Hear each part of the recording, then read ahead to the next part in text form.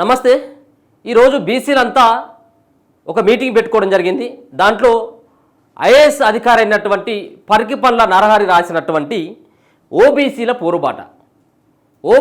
పోరుబాట అన్నటువంటి ఒక కార్యక్రమాన్ని నిర్వహించుకొని దీంట్లో పార్టీలకు అతీతంగా ఈ సంబంధించినటువంటి ఈ బుక్కు ఆ ఓపెనింగ్కి రావాలంటూ ఈ బుక్లో రాసినటువంటి ఏవైతే ఆయన రాసినటువంటి ఆ బుక్ ఆధారంగా కానీ ఆ బుక్లో బీసీలు ఏ విధంగా రాజకీయంగా చైతన్యం కావాలి, బీసీలు ఏ విధంగా పోరాడాలి, బీసీలు ఏ విధంగా రాజ్యాధికారాన్ని చేజెక్కించుకోవాలన్నటువంటి అంశాలపైన ఆ బుక్లెట్ని ఆయన తయారు చేసినట్టుగా తెలుస్తూ ఉంది. దాని ద్వారా ఒక పక్కన బీసీలు ఏవైతే ఉన్నారో బీసీలందరూ కూడా ముఖ్యంగా ఏకతాటి మీదకి రావాలన్నటువంటి అభిప్రాయాల్ని వచ్చినటువంటి గెస్టులంతా కూడా ఆ సమావేశం ఆధారంగా ఆ సమావేశం సందర్భంగా వాళ్ళు మాట్లాడినటువంటి మాటలు. సో దీంట్లో మనకు స్పష్టంగా ఒక విషయాన్ని మాత్రం నేను చెప్పదలుచుకున్నా. ఇది ఎందుకు చెప్పాల్సినటువంటి అవసరం ఉందంటే బీసీల కోసం రకరకాలైనటువంటి సంఘాలు ఉన్నాయి. ఏళ్లుగా దశాబ్దాల కాలంగా బీసీల కోసం పోరాడుతూనే కొంతమంది స్వలాభాల కోసం బీసీలని వాడుకున్నారన్నటువంటి నిందన సైతం కూడా రావడం జరిగింది. అంటే పోరాడినటువంటి నేతలకు నయానో భయానో ఇచ్చి బీసీలను అనగదొక్కినటువంటి ఏవైతే వర్గాలు ఉన్నాయో కేవలం పోరాడినటువంటి బీసీల కోసం పోరాడుతున్నామని చెప్పేసి కొంత ముందుకొచ్చినటువంటి నేతలని అగ్రవర్ణాలన్నీ కూడా తొక్కిపెట్టడం జరిగింది. కానీ ఇప్పుడు అటువంటి పరిస్థితి ఉండకూడదు అన్నటువంటి ఉద్దేశంతో ఇప్పుడు ఉన్నటువంటి సందర్భం ముఖ్యంగా తెలంగాణ రాష్ట్ర ప్రభుత్వం 42% రిజర్వేషన్లు కావచ్చు, కులగణనకు సంబంధించినటువంటి అంశంలో అందరికంటే బీసీల సంఖ్య ఎక్కువ ఉంది. దరిదాపుగా 65% దగ్గరికి బీసీల సంఖ్య ఉంది. కాబట్టి మరి ఇంత సంఖ్య ఉన్నటువంటి బీసీలు రేపు రాజ్యాధికారం ఎందుకు రాకూడదు, రాజ్యాధికారంలో ఆ పీఠం పైన ఎందుకు బీసీలు కూర్చోకూడదు అన్నటువంటి ప్రతి ఒక్కరు కూడా పార్టీలకు అతీతంగా అదే విషయాన్ని చెప్పడం జరిగింది. సో నేను ఇక్కడ ఒక పోస్టర్ కనబడతా ఉన్నది. ఈ పోస్టర్లో మనకు ప్రత్యేకంగా కొంతమంది పేర్లు కనబడతా ఉన్నాయి, కొంతమంది ఆ పోస్టర్లో వాళ్ళ యొక్క ఆ మొహాలు కూడా కనబడతా ఉన్నాయి. సో వీళ్ళందరూ రావడం జరిగింది. వీళ్ళందరూ కూడా బీసీల కోసం గత కొద్ది రోజులుగా కొద్ది ఏళ్ళుగా పోరాడుతున్నటువంటి వ్యక్తులు కూడా ఉన్నారు. సో వాళ్ళందరూ బీసీలని ఐక్యం చేయాలన్నటువంటి ఉద్దేశంతో పాటుపడుతుండొచ్చేమో. కానీ ఇంత ఒక విప్లవం బీసీలకు సంబంధించినటువంటి చైతన్యం ఇంత ఎప్పుడు కూడా మనం చూడలేదు. అయితే వీళ్ళందరూ ఒక పక్కన సో దీంట్లో వీళ్ళందరూ పోరాడుతున్నటువంటి వ్యక్తులే కాదనట్లేం. కానీ ఒక విషయాన్ని ఒక వ్యక్తి గురించి మనం మాట్లాడుకోవాల్సినటువంటి అవసరం ఉన్నది. అదే తీన్మార్ మల్లన్న. మరి మొదటి నుంచి అంటే బీసీల కోసం బీసీలని రాజ్యాధికారం వైపు నడిపించాలన్నటువంటి ఉద్దేశం కావచ్చు, బీసీలను చైతన్యపరచాలన్నటువంటి ఆ యొక్క తపన కావచ్చు, మరో పక్కన ఇటీవల కులగణన చేసినటువంటి రాష్ట్ర ప్రభుత్వాన్ని నిలదీసి రాష్ట్ర ప్రభుత్వం ఇచ్చినటువంటి కులగణనకు సంబంధించినటువంటి నివేదిక పత్రాలు మొత్తం కాల్చినటువంటి వ్యక్తి ఎమ్మెల్సీ తీన్మార్ మల్లన్న.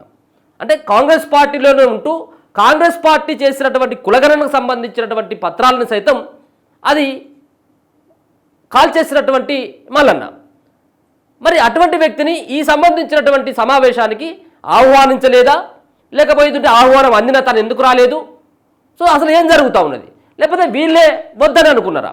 అంటే దీంట్లో ప్రధానంగా వీళ్ళందరితో మాట్లాడినటువంటి వ్యక్తే ఆర్ కృష్ణయ్య గారితో మాట్లాడిండు, ఏకతాటి మీదకి రావాలన్నటువంటి ప్రయత్నం చేసిండు.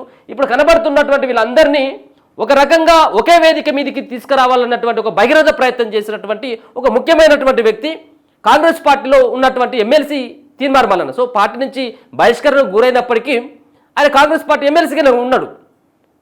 అటువంటి వ్యక్తిని మరి ఈరోజు ఎందుకు ఓబీసీల పోరుబాట అన్నటువంటి పరికిపండ్ల నరహరి రాసినటువంటి ఈ బుక్కు సంబంధించినటువంటి ఓపెనింగ్కి మరి ఆయన ఎందుకు రాలేకపోయిండు?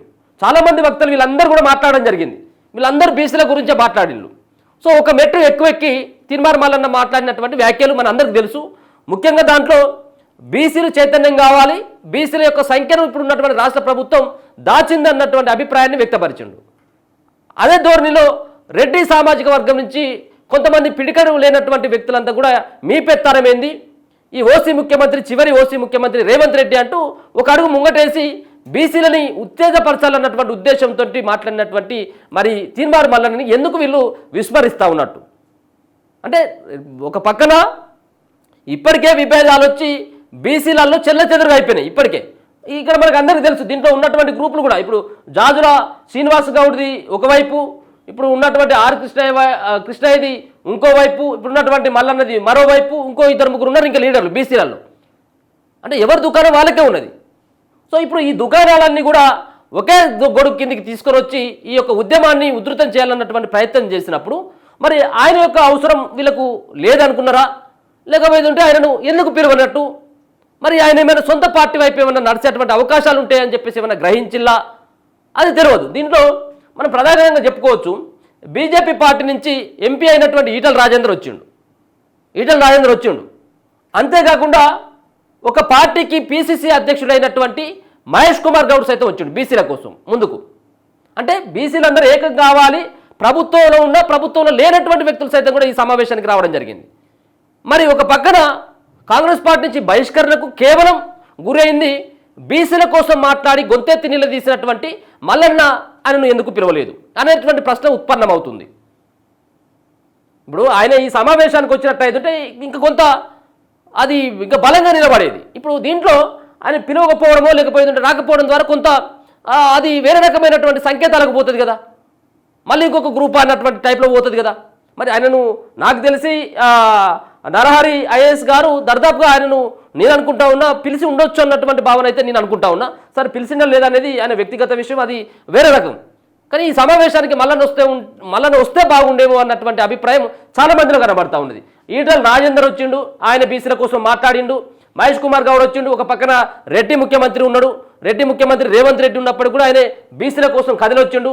ఆర్ కృష్ణయ్య గారు బీజేపీ ఎంపీగా పనిచేస్తా, రాజ్యసభ సభ్యులుగా పనిచేస్తూ ఉన్నారు, ఆయన కూడా ఈ సమావేశానికి వచ్చిండు. కాంగ్రెస్ పార్టీ నుంచి ఎమ్మెల్సీ అద్దంకి దయాకర్ గారు సైతం కూడా బీసీలకు మనం మద్దతు పలకాలన్నటువంటి ఉద్దేశంతో ఆయన వచ్చిండు.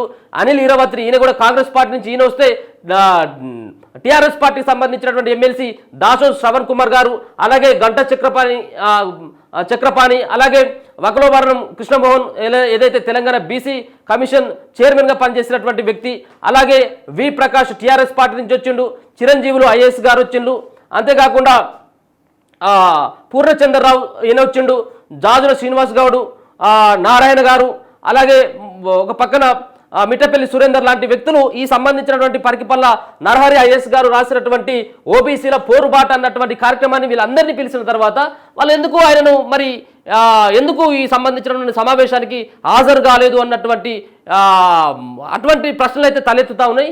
చూడాలి మరి. ఒక పక్కన బీసీలకి రేపు రానున్నటువంటి రాజ్యంలో బీసీల రాజ్యమే అని చెప్పేసి ఒక పక్కన ప్రచారం అయితే ఉన్నది. కేవలం పుస్తకాలు రాయడం ద్వారానో లేకపోయినట్టయితే కేవలం సంఘాలు పెట్టుకొని నడపడం ద్వారా రాజ్యాధికారం రాదు. ఒక పక్కన బీసీల కోసం ఒక బలమైనటువంటి పార్టీ రావాలి. ఆ పార్టీలో కీలకమైనటువంటి వివిధ పార్టీలో ఉన్నటువంటి నేతలు సైతం కూడా ఈ బీసీలు పెట్టబోయేటువంటి ఆ పార్టీలోకి రావాలన్నటువంటి అటువంటి సంబంధించినటువంటి అంశాలు బయటకు వస్తేనే రేపు రానున్నటువంటి ఎన్నికల్లో పోటీ చేసేటువంటి అవకాశం ఉంటుంది. సంఘాలు పెట్టుకున్నటువంటి దాని ద్వారా, మీటింగ్ను పెట్టుకున్నటువంటి ద్వారా కేవలం అక్కడి వరకు మాత్రమే పరిమితం అవుతుంది. కానీ ఒక పార్టీ పెట్టుకున్నట్టయితే ఆ పార్టీ ఆ గొడుగు కింద పనిచేసినట్టయితే రేపు బీసీల యొక్క రాజ్యం రాబోతా ఉంది. సో ఇటువంటి సంబంధించినటువంటి అంశాల పట్ల పూర్తిగా అవగాహన ఉన్నటువంటి వ్యక్తి మల్లన్న. దీంట్లో ఎటువంటి అతిశయోక్తి లేదు, ఇదేమో ఆశ్చర్యం కూడా కాదు. ఎందుకంటే ఆయన చెప్పేటువంటి మాటలతో ఖచ్చితంగా చాలామంది బీసీలంతా కూడా నిజమే కదా అంటే ఒక పక్కన వీళ్ళు ఈ విధమైనటువంటి సభలలో చెప్తా ఉంటే మరో పక్కన నరహరి గారేమో పుస్తకాల ద్వారా ఆయన చెప్పాలనుకుంటే తెల్లారేస్తే తన యొక్క ఛానల్ ద్వారా రోజు వేల మందికి సంబంధించినటువంటి బీసీలను చైతన్యపరుస్తూ ఉన్నారు.